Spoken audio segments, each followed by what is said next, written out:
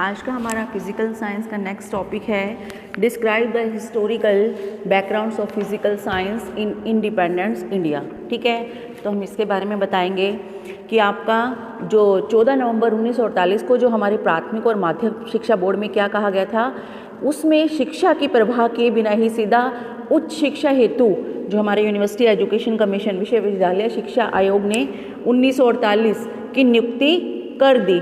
ठीक है, जिससे क्या हुआ, देश में विज्ञान के प्रति जो शिक्षा के प्रति विशेष प्रयासों का उल्लेख नहीं किया गया। जो ये आपका विश्वविद्यालय आयोग university grant commission education commission बनाया गया था। इसके बावजूद आयोग द्वारा जो उच्च शिक्षा थी उसके जो पाठ्यक्रम में छात्रों को भौतिक ज्ञान, जो फिज़िक्स का, केमिस्ट्री का, मैथ का, साइंस का, तो इस चीज़ से रिलेटेड और जो ज्योग्राफी है आदि विषयों से भी विषय से चयन की स्थिति की गई। इसमें स्तुति कि विज्ञान तथा जो अन्य विषय हैं, तो उसमें सबसे पहले हमारा कौन सा आता है, सेकेंडरी एजुकेशन कमीशन इन मुदालियर। ठीक है, इसमें क्या कहा गया कि आज़ादी के बाद 5 वर्ष तक सरकार ने माध्यमिक शिक्षा की कोई भी सुध नहीं ली गवर्नमेंट की तरफ से। और अगर 1948 में माध्यमिक शिक्षा जो आयोग था उसमें शिक्षा के सुधार के लिए जो ताराचंद समिति थी उसका गठन किया गया था, किंतु क्या किया गया, इस समिति के सुझावों का जो केंद्रीय शिक्षा सलाहकार बोर्ड था उन्होंने क्या किया, प्रस्ताव मानने से विशेष महत्व उसको कोई भी नहीं दिया गया। तो जो हमारा मुदालियर आयोग था उसकी अध्यक्षता में माध्यमिक शिक्षा आयोग की क्या की गई, इसके बाद नियुक्ति की गई। तो प्राथमिक शिक्षा पर वहाँ पर भी क्या हुआ कि कोई ध्यान नहीं दिया जाने लगा। तो इसके बाद मुदालियर जो कमीशन था उसने माध्यमिक शिक्षा पाठ्यक्रम में जो अन्य विषयों के साथ विज्ञान, गणित आदि जो अनिवार्य विषय हैं उसको स्थान दिया, और यह भारत की शिक्षा पर लिया गया एक बहुत ही महत्वपूर्ण कदम था।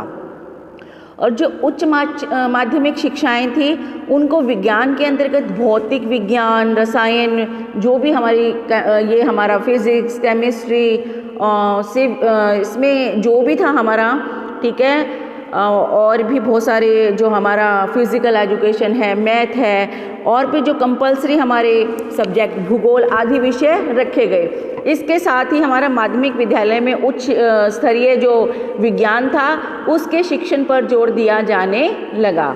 नेक्स्ट है आपका इंडियाज़ पार्लियामेंट्री साइंटिफिक कमेटी।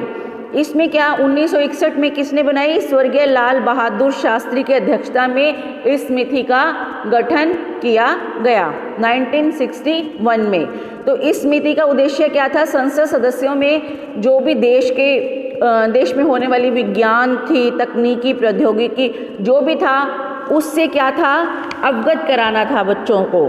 तो इस समिति ने विद्यालय की संख्या, अध्यापकों की उपलब्धता और भी जो विकसित मानव संसाधन थे, विज्ञान शिक्षण प्रक्रिया तथा समाज पर जो भी प्रभाव डाला और वैज्ञानिक उपलब्धियां आदि विषयों का भी अध्ययन करके इस समिति व जो समितियां थी उसने ये कार्य किए। उसके बाद कोठारी कमीशन आयोग ने भी कब स्थापना की गई थी इसकी, जो 1964 से पूर्व अगर हम देखते हैं तो स्वतंत्र भारत के शैक्षिक इतिहास में जो भारतीय शिक्षा आयोग का गठन एक क्रांतिकारी परिवर्तन था।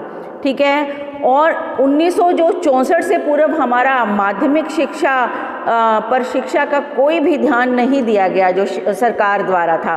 तो इसके अतिरिक्त इस समय जो भी सुधार किए गए थे जनता के लिए उससे वो संतुष्ट नहीं थे। तो इसलिए भारत ने एक और राष्ट्रीय शिक्षा व्यवस्था की तीव्र आवश्यकता अनुभव की, जिसके लिए 1964 में जो हमारा कोठारी कमीशन आयोग का निर्माण किया गया। ठीक है, तो इस प्रकार जो भारतीय शिक्षा आयोग, इसको भारतीय शिक्षा आयोग भी कहा जाता है, 1964 के रूप में एक नवीन शिक्षा आयोग की स्थापना की गई। इसके अध्यक्ष के रूप में कौन थे, शिक्षाविद व वैज्ञानिक डॉक्टर DS कोठारी की नियुक्ति की गई। तो इसमें क्या क्या कहा गया, माध्यमिक स्तर पे जो हाई स्कूल है तक सभी बच्चों के लिए भौतिक विज्ञान का जो शिक्षा है वो अनिवार्य कर दी गई। भौतिक विज्ञान शिक्षण को अंतर्राष्ट्रीय विज्ञान शिक्षण से जोड़ दिया गया और छात्रों को रोमन अक्षरों का विज्ञान करवाया गया। नेक्स्ट है जो भौतिक विज्ञान था निम्न प्राथमिक कक्षाओं में उसके शिक्षण जो वातावरण था उससे संबंधित उसमें जो भी था सिलेबस डाला गया। उच्च स्तर पर कुशाग्र बुद्धि वाले जो बच्चे थे उन छात्रों के लिए भौतिक विज्ञान की विशेष व्यवस्था की जानी चाहिए। इस तरह से ये इसमें कहा गया। नेक्स्ट है नेशनल पॉलिसी ऑफ एजुकेशन 1986 राष्ट्रीय शिक्षा नीति।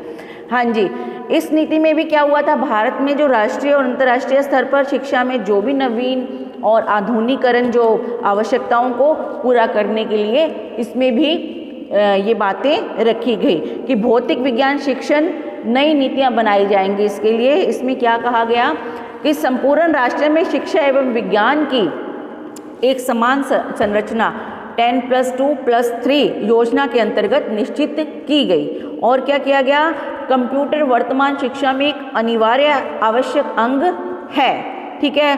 और कंप्यूटर साक्षरता जो कार्यक्रम था उसके द्वारा कंप्यूटर को उसमें शिक्षा के प्रारंभ में जोड़ दिया गया।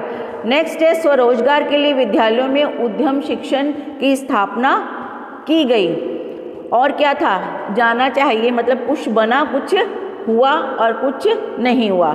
तो लास्ट में हम बात करते हैं एक national council of education research and training NCERT। तो इसकी स्थापना कब की गई, 1 सितंबर 1961 में। तो जिसका मुख्यालय कहाँ है, दिल्ली में है। और इस संस्थान द्वारा अपनी जो प्रसार सेवाएं थी उसके माध्यम से विज्ञान शिक्षा और विज्ञान में जो शिक्षण सुधार था उसके लिए बहुत सारी योजनाएं बनाई गई, जिसमें से हम कुछ योजनाओं की बात करते हैं। जो सामान्य जनता में विज्ञान और वैज्ञानिक जो विकास था वो लोकप्रिय बनाने के लिए विज्ञान ने क्या किया, क्लबों की स्थापना की। और ये क्लब जो हम प्रैक्टिकल करते हैं उस कार्य के लिए सभी प्रकार की वहाँ पे सुविधाओं का निर्माण किया गया। बाकी आगे नेक्स्ट, विज्ञान में जो प्रतिभाशाली जो इंटेलिजेंट छात्र थे उनकी खोज के लिए परीक्षाएं आयोजित की गई और उसका चयन किया गया परीक्षाओं का, ठीक है। और बच्चों को पुरस्कार, छात्रवृत्तियाँ, स्कॉलरशिप वगैरह आर्थिक सहायता भी दी गई। नेक्स्ट है आपका विज्ञान सहित अन्य विषयों के शिक्षकों के लिए भी जो शिक्षण प्रशिक्षण कार्यक्रम था वो भी आयोजित किया गया, ठीक है। उसके बाद हमारा नेक्स्ट आता है all India seminar of teaching science Shimla 1956, भारतीय जो अखिल भारतीय सम्मेलन शिमला का। इसमें क्या कहा गया कि सामान्य विज्ञान और रसायन विज्ञान जो भी हमारा फिजिक्स, केमिस्ट्री, बायोलॉजी सभी पर विज्ञान के पाठ्यक्रमों का जो क्रिटिसिज्म था उसका एवोल्यूशन किया गया। और उसके बाद माध्यमिक स्तर पर विज्ञान शिक्षण के जो उपकरण आदि थे उनकी प्रयोगात्मक गतिविधियां थी उसको भी अधिक प्रोत्साहन दिया गया। नेक्स्ट है विज्ञान शिक्षण में परीक्षणों और परीक्षाओं के बारे में भी व्यापक सुधार किया गया, ठीक है। तो ये सम्मेलन था जो एक बड़े लक्ष्य की ओर को लेकर ही आयोजित किया गया था। और इसमें जो हमारी प्रचलित विज्ञान शिक्षण की कमजोरियां थी इसकी ओर भी संकेत किया गया और इसके सुधार की तरफ भी। नेक्स्ट है यूनेस्को योजना। इसमें भी हमारी यूनेस्को योजना था, उसमें बहुत सारी चीज़ों का अध्ययन किया गया। भारतीय विद्यालय में सामान्य विज्ञान एवं गणित जो शिक्षण के उद्देश्य थे उसकी योजनाओं में भी सुधार लाना इसका मेन एम था। विज्ञान व गणित विषयों की पाठ्यचर्या में भी परिवर्तन किया गया। और क्या था, विज्ञान में तकनीकी प्रगति का अध्ययन किया गया। विज्ञान व गणित की शिक्षा में जो अनुसंधान करना था उसका भी अध्ययन किया गया। और नेक्स्ट है आपका लास्ट पॉइंट है आपका state council of educational research and training SCERT। इसमें क्या कहा गया कि केंद्रीय स्तर पर दिल्ली में जो स्थित NCERT थी उसकी तरह कुछ राज्यों में अपने राज्य स्तरीय शैक्षिक अनुसंधान और प्रशिक्षण परिषदों का गठन किया गया। और जो NCERT से संबंध रहकर जो राज्य के शिक्षण संस्थाएं थी उनके कार्य को वो देखती थी और जो भी उनको लगा वो उसमें ऐड किया गया मैटर। तो इस प्रकार हम कह सकते हैं कि इन समितियों ने हमारी जो समिति है अपने संपूर्ण जो उद्देश्य हैं उस पर क्या किया है, उद्देश्यों को कंप्लीट करने के लिए बहुत सारे प्रयास किए गए हैं। लेकिन फिर भी अगर हम किंतु किसी कारणों से अगर हम कह सकते हैं इनके सुझावों पर फिर भी समुचित ध्यान नहीं दिया गया और कुछ कमी इसकी जो क्रियाविधि में पाई गई और जिसके कारण कि हम शिक्षण की गुणवत्ता पर अधिक ध्यान ना दे सके और फिर उसका बाद में क्या किया गया, उसके ऊपर फिर बहुत सारी पॉलिसीज़ बनी और इस शिक्षण पर ध्यान दिया जाने लगा। ठीक है बेटा, तो ये था आपका जो स्वतंत्र भारत में भौतिक शिक्षण के लिए जो हमारी बैकग्राउंड थी फिज़िकल साइंस की, इसके बारे में। तो आज के लिए इतना ही। Thank you.